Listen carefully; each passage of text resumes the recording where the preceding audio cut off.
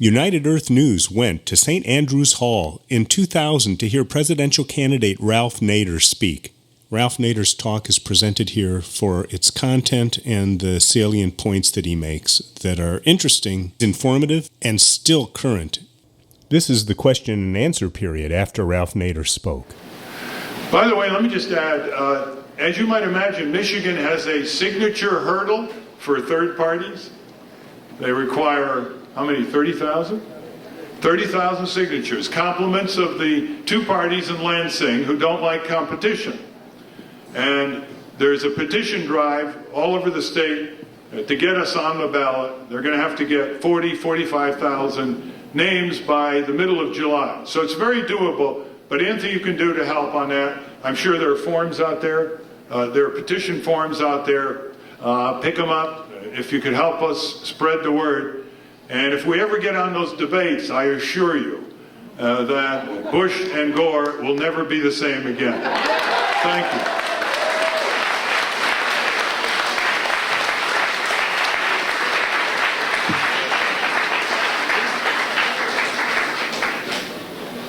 All right, we got some time for comments or questions or announcements. There got to be announcements because there's no activity without announcements. Yes, sir. I have a question.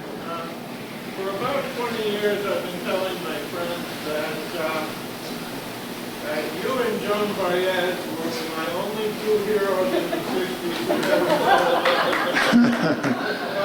Good. A couple of months ago, I read an article in the New Republic that raised a question about the WTO, North Carolina, financed Bill Buckley's New Republic, financed Barry Goldwater's campaign. So I wonder, what are you doing with him? Well, that was he financed the National Review, not the New Republic. That was a false statement. I got into a big fight with Milliken over cotton dust disease in the workers in the textile plants in the early 70s. It was like the black lung disease in the coal mines. And we fought him on a number of issues. He is against NAFTA and he's against GATT. We are against NAFTA, we are against GATT. So up against the rest of the corporations, we have cooperated together to try to maximize our pressure. But he doesn't give us any money.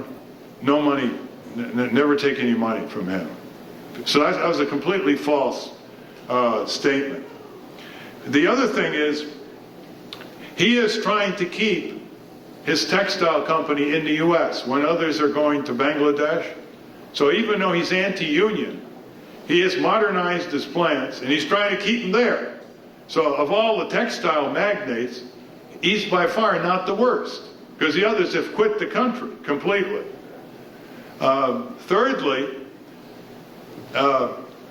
this is a very ticklish situation when you're up against powerful forces. Do you ally yourself with another group that you disagree with on most instances? And here's the rule that we follow. The alliance occurs only on our terms. We don't give up any concessions. We don't spin off any of our basic principles. We basically say to these people, this is what we're pushing for on Capitol Hill. If you're with us, fine. If you're not, fine. You come in on our terms. And that's the way it was. But the New Republic was false on that assertion. If you're elected president, will you send ocean inspectors into Roger Milliken's house? Oh yeah, right away. And by the way, unannounced.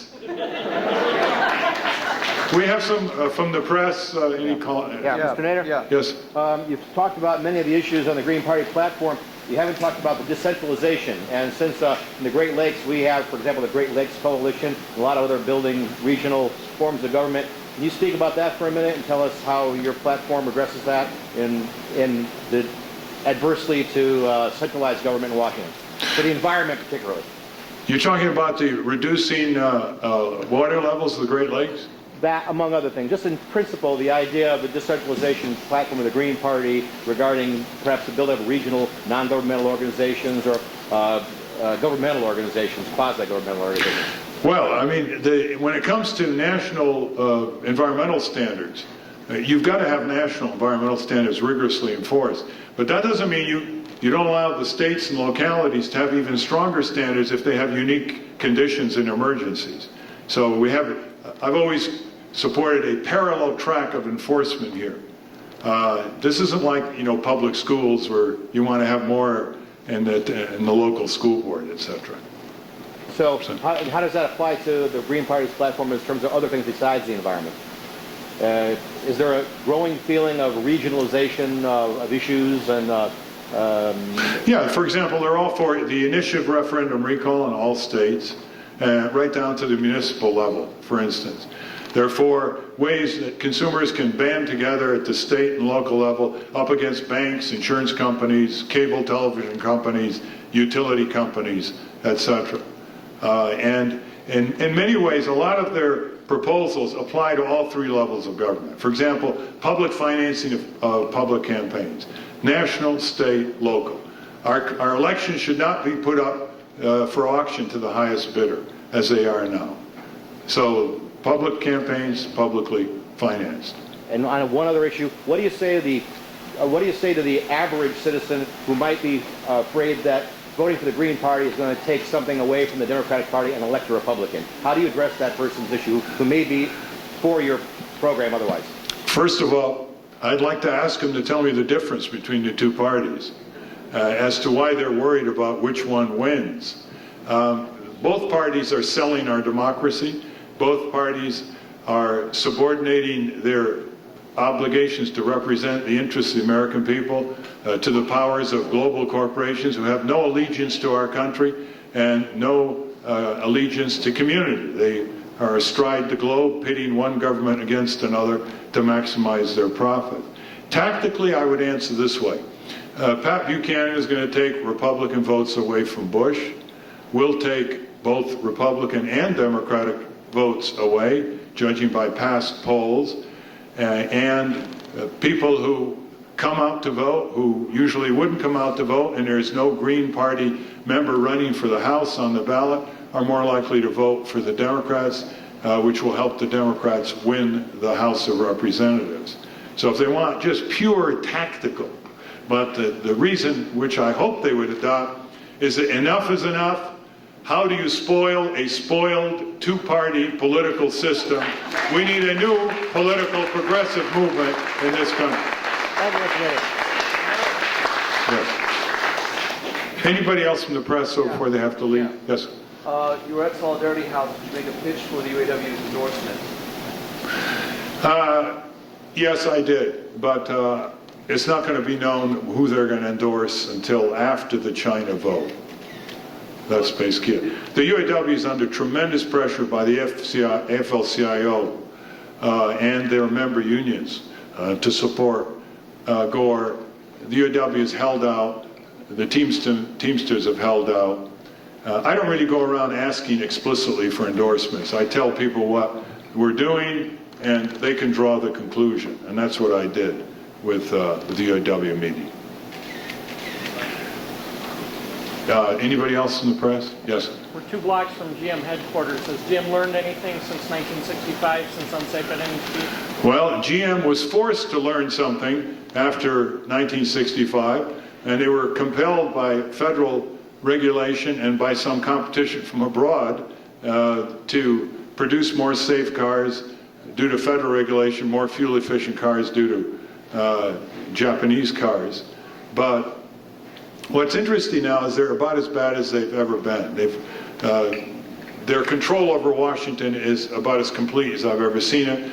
They've turned the Department of Transportation into a consulting firm to the auto companies, and we haven't had upgrades of auto safety standards in 30 years. Most of the safety standards that now apply to automobiles and other vehicles have not been upgraded for 30 years. The tire safety standard has not been upgraded for 31 years. However, the safety standards that were issued have saved hundreds of thousands of American lives, and the death toll on highways is down to 1.6 deaths per 100 million vehicle miles traveled as of last year. In 1965, it was 5.7, from 5.7 to 1.6. But we're going to step up the pressure on Generous Motors, and get it to liberate its own engineers and its own scientists to build motor vehicles that don't destroy the environment and kill and injure people because of safety systems that are kept on the shelf and not put into their cars. We need much stronger side and rollover protection standards, for example. We need an upgrade on the collapsible steering column standard. We need an improvement in terms of the frontal collision absorption force. All these things the auto engineers know about, but they're not getting the green signal from their executives in the office buildings who make the decisions. It's very disappointing to see how the auto industry culture has not changed very much. They're still trying to get away with the minimum of safety and fuel efficiency and pollution control.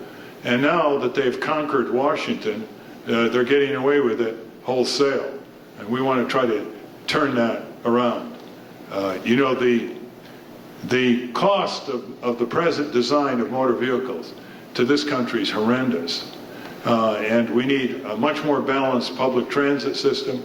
And we need vehicles that go 50, 60, 70 miles per gallon at least. That's what the prediction was in 1975 by the Department of Transportation as of now. And since 1993, there has been a backward slide of average motor vehicle fuel efficiency. Can you imagine that? A backward slide. It's down to 24.5 miles per gallon. And it should have been the 50, 60, 70 range. Corresponding growth of SUVs. Yes, that's what's dragged it down. That's correct. Yes. The EPA seems to have two different paths. One, they have a lot of very nice programs like the American Heritage River Program, yes, and they do doing a lot of engineering studies and research. At the same time, many places like in Michigan, the Michigan Department of the EPA has overseen a lot of environmentally destructive practices based on most people's assumptions. What can you say about what Ralph Nader and the Green Party would do to bring the EPA up to the standards that you would like to see? Well, first of all, its enforcement budget is being squeezed by Congress, and Clinton is not really fighting the way he should. If you heard a major speech on enforcement budgets, how do you enforce the law if you don't have enough investigators, you don't have enough monitors, you don't have enough prosecutors? You can't enforce the law. So the first thing is to beef up that enforcement budget. And the second thing is to rouse the public, which is very keen on environmental health and safety, to build a fire under Congress and overcome the kind of opposition that especially these more right-wing members of Congress are directing toward the executive branch. And by the way, you know, one thing we want to put an end to is this Clinton-Gore partnership with the big three auto companies here, where in 1993, Clinton-Gore cut a deal with the heads of Ford, General Motors, and Chrysler, saying, we'll give you $1 billion to help you build a clean engine car. And in return, the implicit trade-off is we won't regulate your fuel efficiency standards at any higher level, and we'll go easy for you on auto safety standards. And here's a very profitable three companies that should be building cleaner, more efficient cars without any taxpayer subsidy, cutting a deal with an administration that came into office in 1993 on an environmental get tough on the auto industry platform. So it only took them 9 months before they squeezed the taxpayer to subsidize the auto companies. Now, it's been 7 years, almost 7 years. What's the result? Nothing. No prototype cars, no prototype engines, a couple of technical articles in some engineering publications for whitewash, nothing. And now, as if that isn't enough, Gore wants Congress to appropriate another $250 million of your tax dollars to subsidize GM, Ford, and Chrysler so they can collude and not compete to produce a fuel-efficient car that will relieve some pressure on your family budget and some pressure on the polluted air that you're breathing. This is the kind of government we have in Washington, D.C. That's why we need to give them the exit sign. Yes.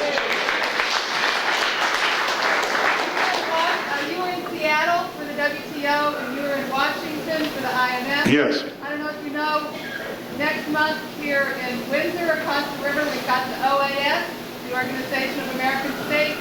We're planning to welcome them in a similar manner. Can you tell us what you thought of the demonstrations in Seattle and Washington, and will you come back and join us to demonstrate against the OAS? Well, first of all, Seattle and Washington are really breakthroughs. There's never been a time in my memory where I saw marching in common cause, labor, environment, consumer, church groups, human rights groups, and student anti-sweatshop groups. Now, let me tell you, when they were looking on the 10th floor in Seattle, they were watching this happen. Those three-piece suit guys said, wow, this has never happened before. What's going on out there? I'll tell you what's going on out there. There is a rising movement in this country to recover our democracy from the grip of these giant corporations who basically respect no boundaries to their relentless drive for maximizing profit. No boundaries, at the expense of the welfare of the people of this country. And more people are beginning to understand how this new global economic order is working. And they don't like it. And I think Seattle was really, shall we say, the Lexington and Concord of this effort. And we're seeing more meetings in union halls and church basements all over. And it's nice to see that spills over into Windsor. I don't think I'm going to have the schedule to go over the border on that, because I've got other commitments now, but we will send a statement on that if you give me the address, etc. Yes? Mr. Nader, can you explain to the press about the over-the-border into Ohio lawsuit that's called Nader-Enrich? Yes, this is the Toledo situation where the Daimler Chrysler Corporation with $20 billion in cash, can you imagine, $20 billion, brings the city of Toledo to its knees, a financially strapped city that doesn't have enough money for its schools, clinics, or other municipal services, and says that we won't expand the Jeep plant where we're making a lot of money with very productive workers. We won't expand the Jeep plant.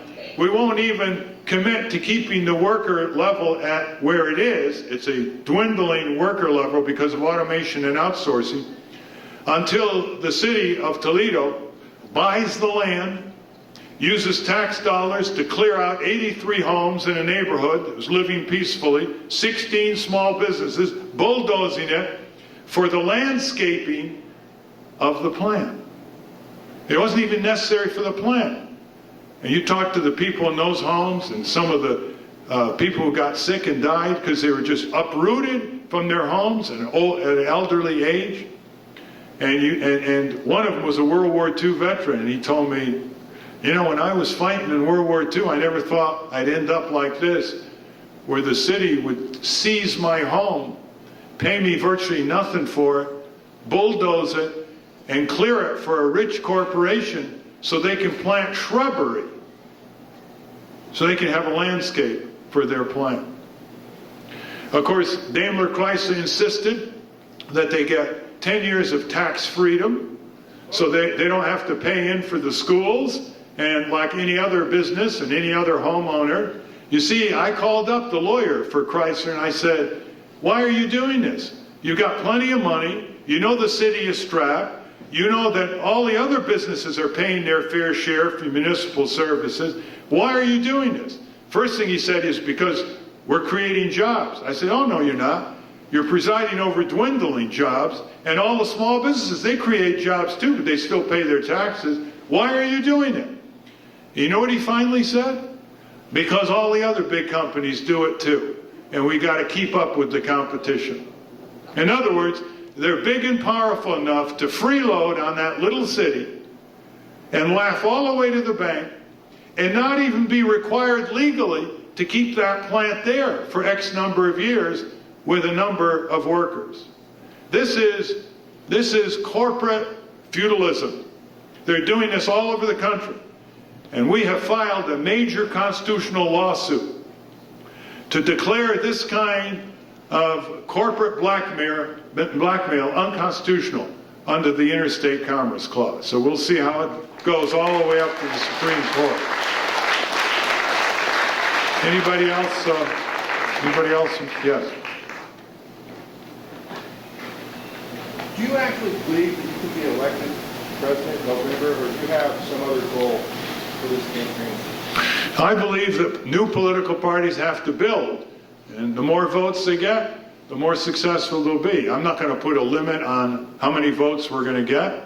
I can tell you that the latest poll, without any national coverage yet, which is coming, the latest poll has me at 5.7% nationwide, with Buchanan at 3.7% after a year of campaigning, and I'm 9% in California, 7% in Oregon, and we're just getting started.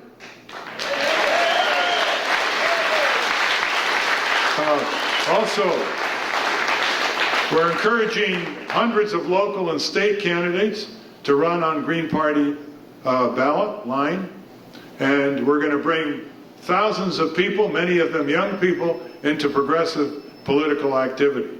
I suppose one of the mottos of our campaign will be for all those voters who are so disgusted with both parties that they stay home and don't even vote. Maybe the motto should be, we're not staying home anymore.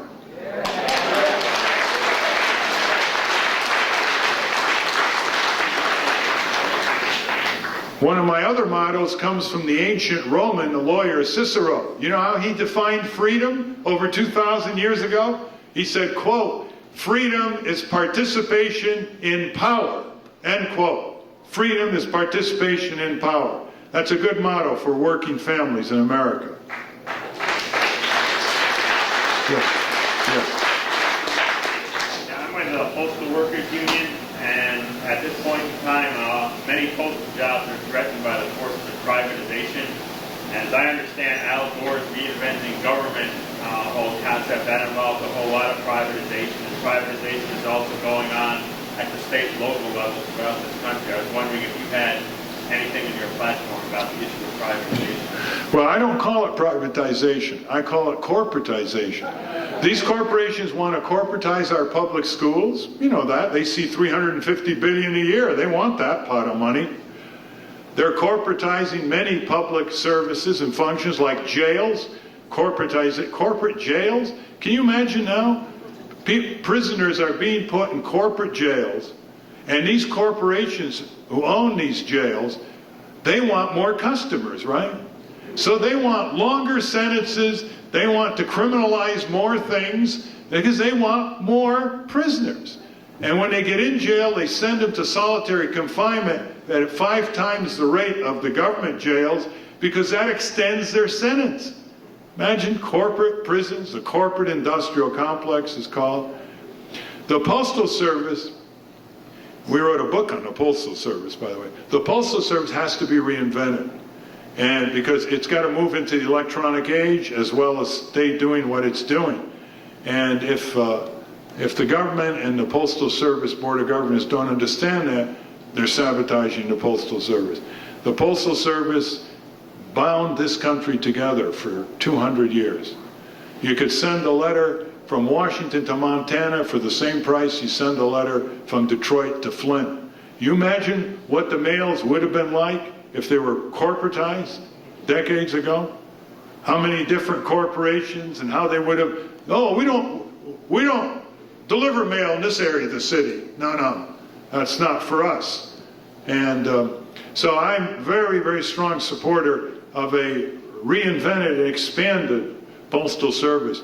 I like the idea that there are post offices all over the United States where there's a federal presence, where you can go in and you'll be able to use a computer and get all kinds of federal information and reports and notices and learn about different programs. But no, the Federal Express and the UPS and all the others, they really want to get rid of the Postal Service. And there are some people on the Board of Governors that want to privatize or corporatize it. So we lose our sense of the historical significance of these institutions if we don't keep learning about why there was a postal service, why Benjamin Franklin started the postal service, what purposes can it fill now that it's not filling. It used to have postal savings unit. People would use the post office to put their savings in. The banks got rid of that because they wanted all the savings in their bank. So little by little, we're losing the great public institutions of the past. And when I go campaigning, I actually have a book of the week, you know, I hold up. I want people to read about our history, read about our alternatives. And this week, the book of the week is called Democracy at Risk. And it makes an elaborate argument on how workers should not have to live paycheck to paycheck. They should have share of the capital investments in this country in all kinds of ways. He used to actually be the chief of staff for Senator Russell Long in the Senate Finance Committee, where he developed these concepts. It's Jeff Gates.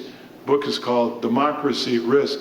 You read the first 10 pages, even you will be stunned by the economic inequalities in this country, especially in the last 20 years. You know, the median family income in a decade of sustained economic growth, the median family income is less now than it was 10 years ago. So the guys at the top are grabbing it off at a big time rate. Any of you have one more question or something? Yes. You mentioned this deals with the Fourth Amendment. I don't know how long you've developed your thoughts on the Fourth Amendment, but you mentioned the textile mill, and you said that if you were elected president, you would send OSHA in immediately unannounced. How do you feel about warrants, both in that kind of a situation and home inspections, say, which would get it into the public sector and even traffic stops? It's quite different. Under OSHA, federal inspectors are authorized to engage in unannounced inspections of workplaces. The reason why Congress in 1970 gave them that right was because if the companies had advance notice, they would clean up some of their hazardous conditions. But would you agree, do you think the warrant provisions still prevail even though they don't have to have notice of the government or the state or the administrative branch seeking a warrant for that inspection? No.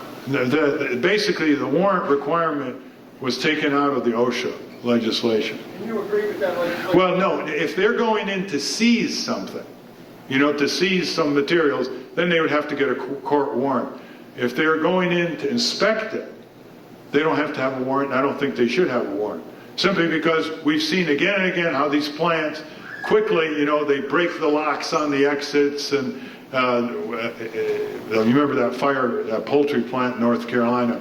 If there was an announced inspection. I didn't say announced. I'm focusing on, you know, an unannounced inspection, but whether or not the administrative branch of government would have to file with either an administrator or a judicial court to seek some sort of a warrant. If they're going to try to seize material. Inspection or seize? No, not inspection. What about in a private home? That's different. Private home is different. I mean, there are different categories. Just like commercial speech is not fully protected as much as non-commercial free speech. In other words, an advertisement can be prescribed by law for being deceptive. But if you and I say something critical of a product, no government can stop us from saying it. So there are different categories for different situations. Private home, you know, your home is your castle. You're not there to produce a profit. You're not making a profit. You're not producing products that may injure people. You don't have workers who you may be exposing to toxic chemicals and getting them sick. A home is a completely different category. There you've got to adhere by the Fourth Amendment very strictly. But the government could be selective in the inspections that they call for. I disagree with you, and I think at least there should be some sort of ultimately a judicial review of whatever is going on. So, thank you. Well, there's nothing that keeps the company from asking for judicial review. I don't think they would win on that. I'm talking about prior to the inspection, of course. Yeah. No. Yeah. See, way back?